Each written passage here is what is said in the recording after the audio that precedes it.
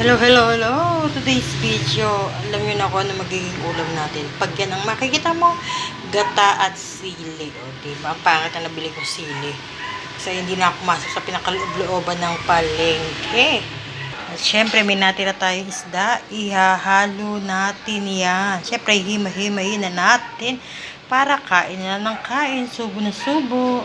At syempre, yan, pinapalambutan natin. Kailangan malambot na malambot. Para lunok pala ng lunok. O, diba?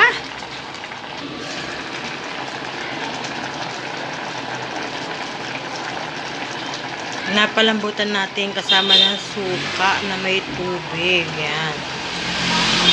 Napalambot-palambot lang.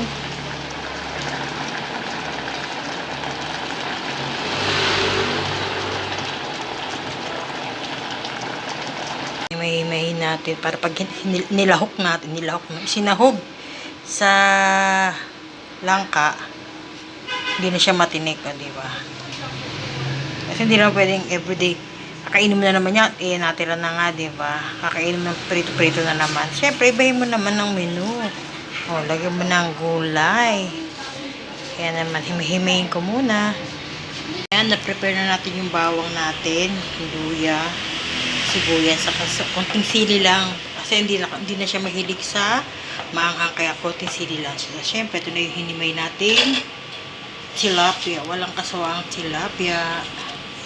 Sala natin kawali. Start na tayo. Patuyulan natin kasi medyo nugas-ugasan natin. Medyo basa-basa. Basang-basa sa ulan.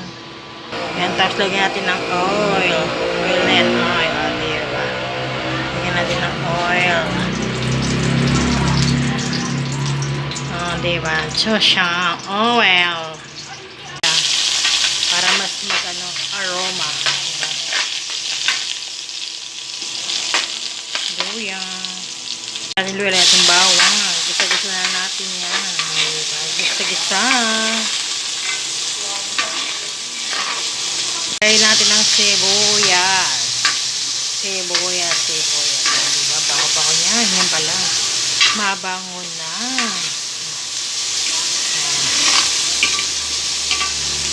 Yan ang mahirap yung cooking vlog. Ano lang yan? Charot-charot lang yan. Charot-charot vlog. Diba? Charot-charot. Lagyan natin itong tilapia para lumasa agad. Diba? Lagyan natin yung tilapia. Ayan, tilapia. Ay, pahalo-halo pa. Hindi ko na ipapakita sa inyo. Tapos lagyan natin ng pesos. Diba? Pesos pa. Ayan. Pesos. Lagyan natin ang ating langka. Ayan. After natin lagyan ng langka natin. Diba? Ang hirap talaga mag-cooking vlog. Pero wala tayong magagawa. That's life. Diba? Sanay-sanay yan lang. Malay mo, balang araw. Diba? Bulol-bulol na nga. Nahihirapan pa. Ganyan talaga ang buhay. Kaya sa mga nag-uumpisa dyan, umpisahan nyo na. Ng paminta. Diba? Tansya-tansya lang Kung gusto nyo maraming paminta, lagay nyo lang maraming paminta. Kung ayaw nyo, okay lang din. Tansya-tansya! Ang mahiwagang gata. Ayan. Diba? Ito yung gata. Puro na yung binili ko. Puro.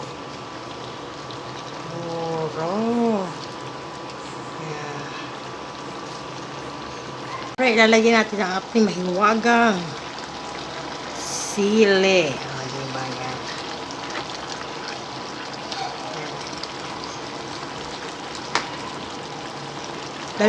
Nagluluto na tayo ng tanghali.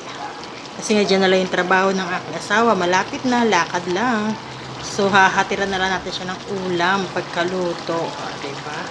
Para mainit-init pa ang kanyang kakainin.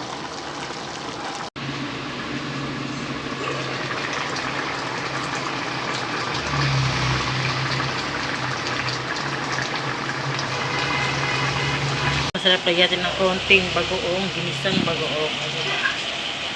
Lagyan na konti. Ayan, bago. Haluan natin ang bagoong. Konti lang. Ayan. Dahil napakuluan na natin itong langka, kaya madali na siyang maluto. Ayan. Diba? Siyempre, hindi naman natin inintay ang pagkaluto. Hindi ba natin kayo sinama. O, diba? Kaya ayan, luto na yan. Nagdagdag pa ako ng sili kasi parang wala pang anghang. Walang sumisipa kahit konti. Para ka lang kinalabit. O, diba? Ang anghang niya parang kinalabit. So, dinagdagan natin. O, diba? Ayan na lang.